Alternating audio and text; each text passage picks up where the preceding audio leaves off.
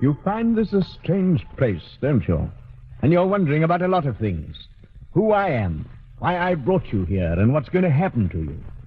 Who I am and why you are here are not important, but, yes, I'll be glad to tell you what's going to happen to you. You're going to die. Both of you.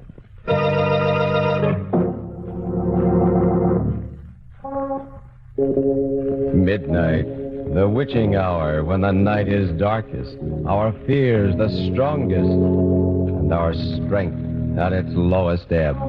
And now, Murder at Midnight, tales of mystery and terror by radio's masters of the macabre. Our story by Robert Newman is The Dark Chamber.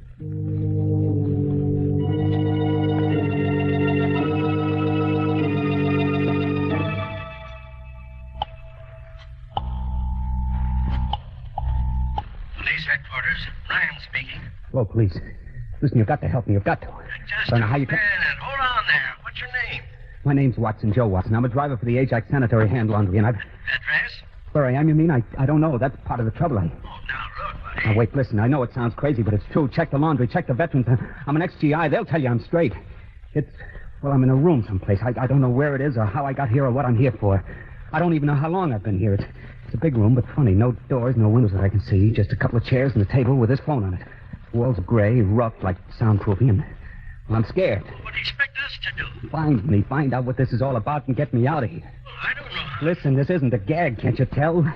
You don't know what it's like just sitting here waiting, not knowing where or why or what's going to happen. Can't you trace this call or something? Well, okay. Hang on. Thank the Lord. I was afraid that... Listen, I hear something. Someone's coming. I better hang up.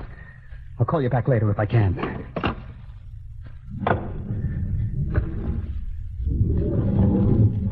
How do you do? Who are you? My name's Helming. Dr. John Helming. And your name? I don't have to tell you anything. That's very true. Though I didn't think you were aware of it. I think I already know everything about you that I'm interested in knowing. Like what? Name, Joseph Watson. Age, 26. Occupation, employee of the Ajax Laundry. Honorably discharged from the Army 6 months ago with a Bronze Star and Purple Heart. What? So you went through my pockets, huh? Well, if you know that much, you know I haven't got any dough. Money? I'm not interested in money. Well, what do you want, then? Where is this place? The last thing I remember is making a delivery on Spruce Street. Noticing that the lights were out in the hall and hearing a noise behind me. You or somebody slugged me. That's right. Well, will you stop grinning like that and tell me what this is all about? Of course. I brought you here because I need your help in an experiment. An experiment whose details I've already worked out with mice, rats, cats, and other animals. What kind of an experiment? An experiment in fear. Fear? Yes. You fought in the war and you were wounded. That means you've probably known fear. And still you won the Bronze Star. That means you overcame it. The question is, can you overcome your present fears? What are you talking about? You think I have to take your blood pressure, calculate your skin tension and adrenal discharge to tell that you're afraid? Nothing has happened to you yet. Absolutely nothing. And yet you are afraid, aren't you? You're afraid because you're face to face with the unknown. Because you don't know what I want, what I'm planning to do. That is as it should be. And that is the way we will leave it. For the moment. Hey, wait a minute. Come back here. Come back. You can't...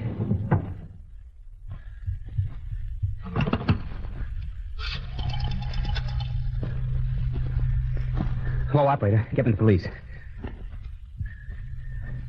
Hello, police. This is Joe Watson again. Listen, I got a little more dope. I don't know if it'll help, but there was a guy in here just now. Said his name was Helming. John Helming. That's probably a phony. He's about 50, tall, over 6 foot, white hair and gray eyes. No, I still don't know what it's all about. Have you been able to trace this number yet? How long will it take? Okay, I'll hang on, but the lights just went out. The room's pitch dark and someone's coming in again. I better stop. But please, hurry.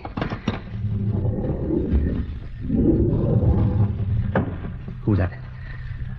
Who just came in? Who are you? A girl. Keep away from me. Keep away, do you hear? Keep away. What's the angle now? Angle? Why did you bring me here? Wait a minute. You mean he put the snatch on you, too? When I was on my way home. Chloroform or something. And the next thing I knew... Why are you pretending? You're in on it, too. You must be. It's a trap. It's a trap, all right. But I'm not in on it. I'm in it, along with you. My name's Watson, Joe Watson. I'm Betty Grant. You swear? I swear. What would I lie about it for? I don't know. I don't know anything, but... No, I don't think you're lying. Two of us now. I wonder why he put you in here, put us together. Who is he? What's he going to do? I don't know. He said something about an experiment in fear, but... Listen, we got to get out of here. Somehow, some way. He may be listening. Very astute, my dear. Of course I'm listening. But where are you? Right here. I've been here all the time. Who are you? No, Joe, don't. He must want you to go for him. He's probably got a gun. Right again, my dear. Not that I'll need it. This is stage 2 of the experiment. A new stimulus to action has been introduced. Man against the unknown has become man and woman against the unknown. Look, let's get down to brass tacks. Be sensible about this. Certainly, Joe. That's why I won't need my gun. This new stimulus has been negated by an increased sense of responsibility. Responsibility towards the girl. And therefore by increased fear. Well, you... Gun or no gun, if I can get my hands on you... Where are you? Where are you? Outside now, so you can relax. That was the final stimulus in this stage. Injured pride. The discovery that I could read your inmost thoughts. Knew exactly what you were going to do. But you mustn't let that bother you. I already know everything you're going to do. From now on, till the end. Listen, you. Help me. Help me! Stop. Joe. I know. Hold on, lady. Don't let her get you. Must be a way, some way. Do you suppose he's still listening? Hard to say. But I'm going to take a chance. There's one thing he didn't figure on. The telephone. Here? Yeah. If I can find it again in the dark. It was... Oh, here. Here it is. I put through 2 calls already to the police. Told them what was happening and asked them to get me out of here. Had to hang on both times before they could trace the call to get this number. This time I'm going to... Hello. Huh? Operator. No, this isn't the operator. You're on a busy wire. It doesn't matter. Thank heavens I got somebody. I've been trying for about 10 minutes now. Look, get off the line, will you? I've got to get through to the police. It's terribly important. But you've got to help me. You've got to. My name is Ben Missouri. I'm a prisoner someplace. I don't know where. Well, what? It's true. A strange house somewhere. A doctor who says his name is Helming. What are you laughing at? What is it, Joe? What is it? I haven't got a clue. Hello? Got a guy named... I'm sorry, Ben. It's no use. What do you mean? We're in the same boat you are. Girl named Betty Grant and myself. Helming's got us locked up, too. Locked up? Yeah. Said he knew everything we were thinking, everything we were going to do. I did get through to the police before, but I guess he caught wise. We're talking to each other over an inside line. Yeah, we're through. Don't say that, Joe. Don't even think it. Look, ask him exactly where he is. Just where are you, Ben? Do you know? Hard to say. I was out cold when he brought me here. It's a kind of a hall or passageway. Cement floor, ceiling. Stone walls. There doesn't seem to be any door open or anything like that. That's what I thought here, too, but there must be one. Well, how would he have gotten you in there? Listen, start looking. See if you can find it. Okay. Then if the 3 of us can get together, we ought to be able to figure something out. Hold on. I'll start pounding on the walls. You see if you hear anything. Go ahead. What's he doing? I'm going to knock on the walls to see if he's anywhere near us. If he is, if he can find a door and we can get together... You hear anything? I'm not sure. Maybe. I'm not sure either. It sounds awful far away, as if... Here, listen. That wall right there. Hello, Ben. Yes. We heard you. You're right next to us. Now you listen and Betty will knock back. Go ahead, Betty. That way you'll be able to tell just which wall it is. Okay. All right. I hear it. I know where it is. Got to find a door. There is one. Hold on. He's got it. He's going to see if there's a door. There must be one. There must be. Ben. Hello. What is it, Joe? I don't know. I thought I heard something, a yell, and then... Joe, look.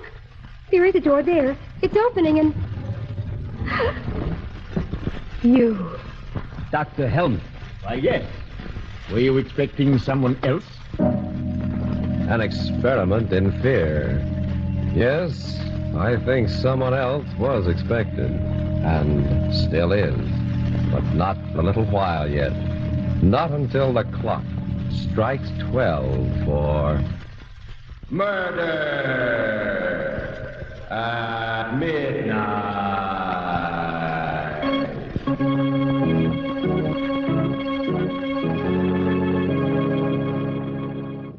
Just a moment later now, standing in the darkness of the strange room, two frightened young people stare at the tall figure of the doctor, silhouetted against the dim light from outside. They catch a fleeting glimpse of a long corridor and of something lying on the floor. Then Helming steps into the room, shutting the door behind them. I asked whether you were expecting someone else. Then it was just a trick. It was you on the phone all the time. No, don't you think I'd know his voice? Where is he? Our friend, Mr. Lazari, right outside. What'd you do to him? Answer me. What'd you do to him? Don't you know? Sure I know. You killed him. Did you kill him? Quite a state you've gotten yourself into. Why? Is it because you finally tried to do something about your predicament and failed? Because getting together with Lazari would have been a kind of victory, indicating there was a chance of escaping? Or is it because you weren't sure whether I would kill or not? And because you still don't know? You're mad. Really mad. I wasn't sure before, but I am now. You're just not normal. Really? And just what does being normal mean? Doesn't it depend on geography, other factors? In Nazi Germany under Hitler, wasn't it the norm to hate, despise democracy, believe in violence, lies, and murder? It sure was. But this isn't Germany. True. And also true that by American standards, you are normal and I am not. And it's because you are normal, with normal reactions and inhibitions, that I brought you here for study. But you will be interested to know you have not done, nor will do, one thing that I did not foresee. Every move you made, every emotion you felt, was charted, outlined, and... What's that? That, I think, is probably the police. Police? Yes. I know that you're very anxious to talk to them, and, well, I'll see that you get a chance to soon.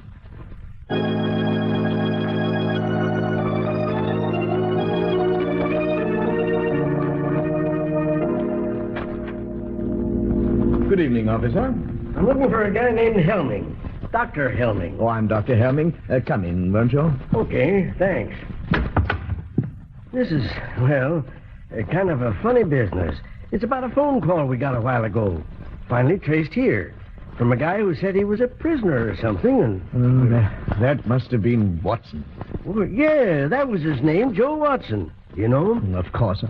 I can't tell you how sorry I am. It was really very careless of me, and I'll see that it doesn't happen again. What do you mean? Well, if you did any investigating, which I'm sure you did, then you know that I don't run a sanitarium exactly, but I do take a few patients, mental cases, for treatment. Oh, so that's it. A nut, huh? Oh, I wish you wouldn't say that. The war years have been a great strain on all of us. And there were those who just couldn't take it. Watson, for instance, and my other patient, Betty Grant. Two of them, huh? What's their trouble? Well, Watson's case is particularly interesting. A 4F who wasn't able to enlist.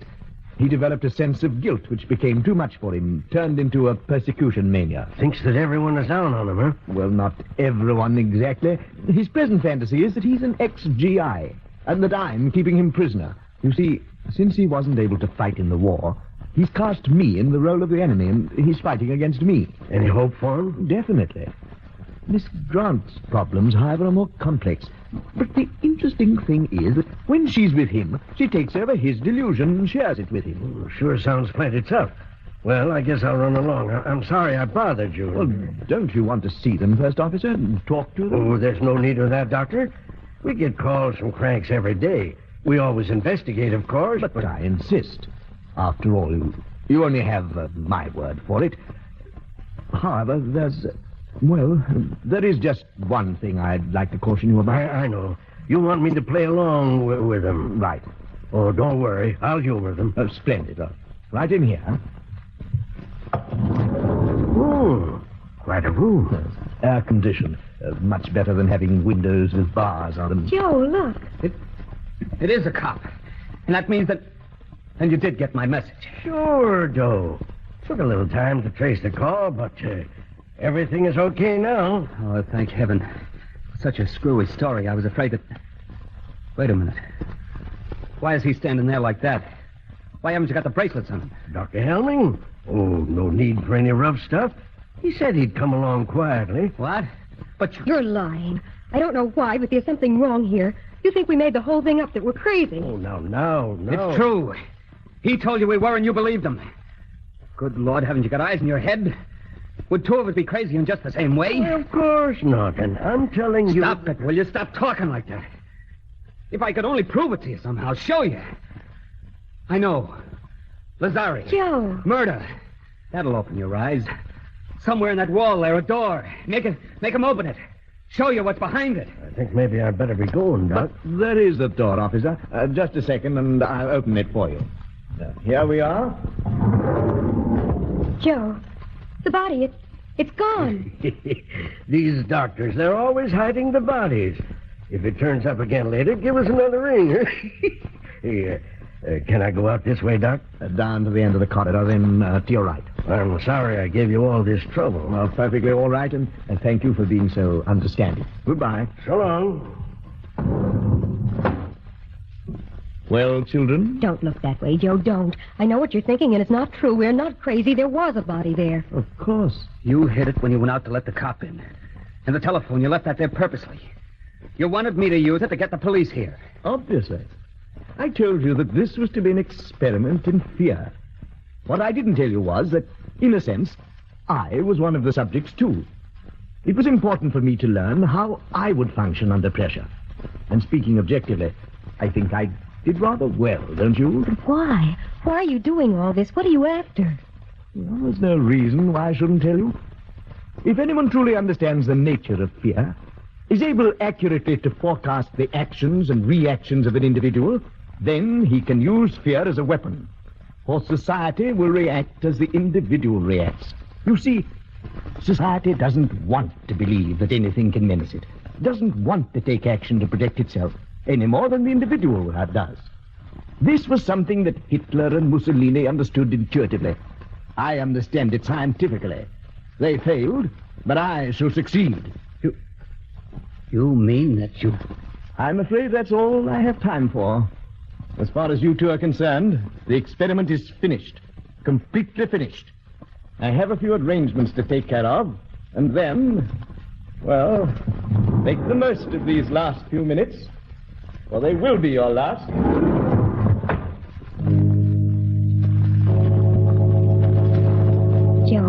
Joe, do you hear anything? Is he coming back? Not yet. He's going to kill us, isn't he? Just the way he killed Lazari. He's going to try to. Why are you sitting there like that, looking at me? I guess because it's the first chance I've had to look at you. How do you mean? Well, when he first put you in here, it was all dark. And so many things happened after that. It's funny. What is? The things that you can tell about a person even in the dark. I kind of thought you were little.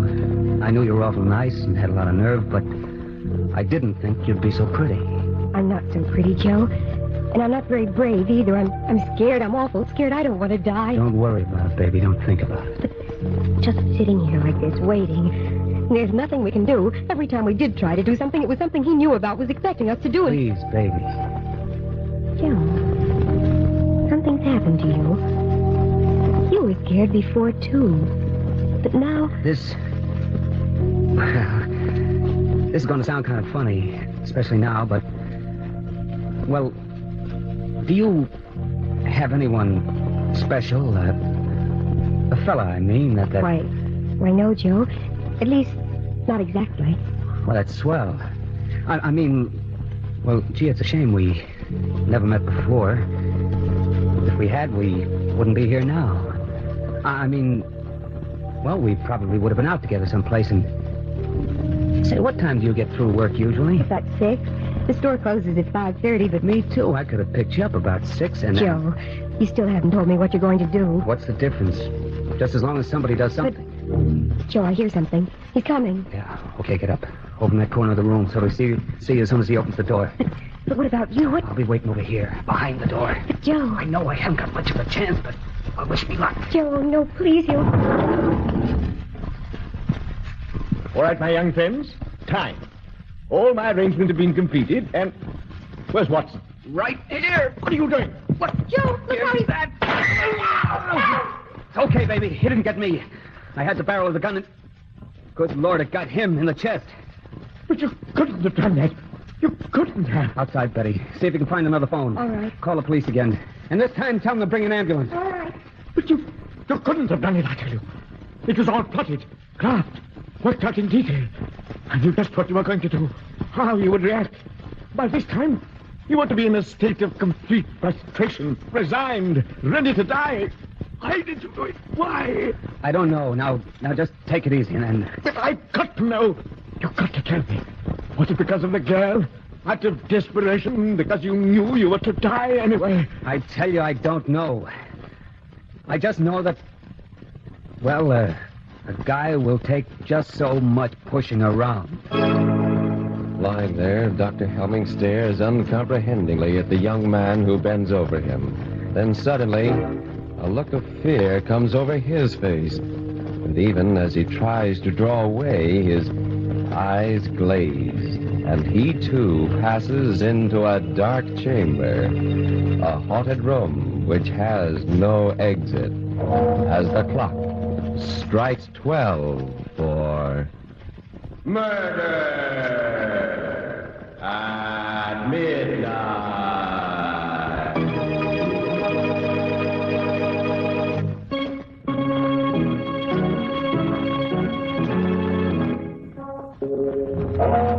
Remember to be with us again when a door that is no door opens and the clocks strike 12 for murder at midnight. Joe Watson was played by Bill Quinn. Dr. Helming was Harold Young. With music by Charles Paul, Murder at Midnight was directed by Anton M. Leader.